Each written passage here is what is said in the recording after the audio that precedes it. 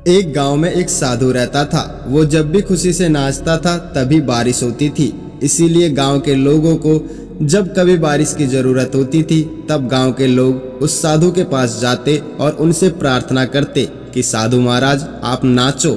और जब साधु नाचने लगते थे तब बारिश जरूर होती थी। कुछ दिन बाद शहर से 3-4 लड़के गांव में घूमने आए। जब उन्हें ये बात पता लगी कि किसी साधु के नाचने से यहाँ बारिश होती है तो उन्हें विश्वास नहीं हुआ। शहरी लड़के पढ़ाई लिखाई के घमंड में चोर थे और उन्होंने सभी गांव वालों को चुनौती दे दी कि हम भी नाचेंगे तो बारिश जरूर होगी, और यदि हमारे नाचने से बारिश नहीं हुई तो इस साधु के नाचने से भी बारिश नहीं होगी।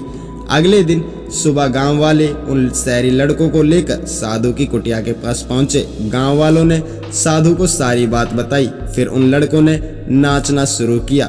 पहले लड़के ने नाचना शुरू किया। आधा घंटा बीत गया और पहला लड़का थक कर बैठ गया पर बादल नहीं दिखे।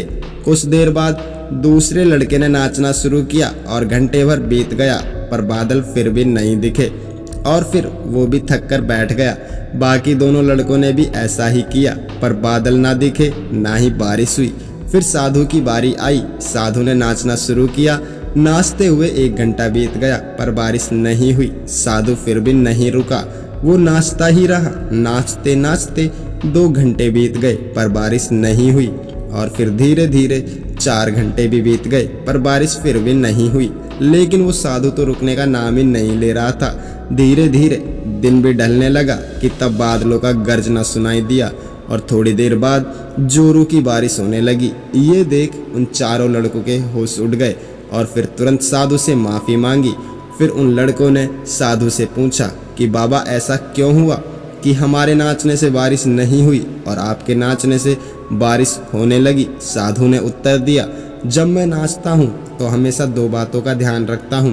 पहली बात तो ये सोचता हूँ कि यदि मैं नाचूंगा तो बारिश को आना ही पड़ेगा, और दूसरी बात ये कि मैं तब तक नाचूंगा जब तक बारिश ना हो जाए। सफलता पाने वाले में भी यही गुण बसा होता है।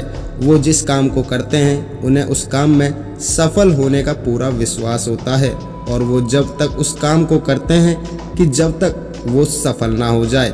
इसलिए अगर हमें सफलता प्राप्त करनी है तो अपने लक्ष्य को इसी तरह से पाना होगा। इस कहानी का यही उद्देश्य है कि अपने लक्ष्य को पाने के लिए इस कहानी के साधु जैसी सोच रखनी होगी। वीडियो अच्छा लगा हो तो लाइक करें, शेयर करें और चैनल को सब्सक्राइब करें, बेल आइकन ऑन करें।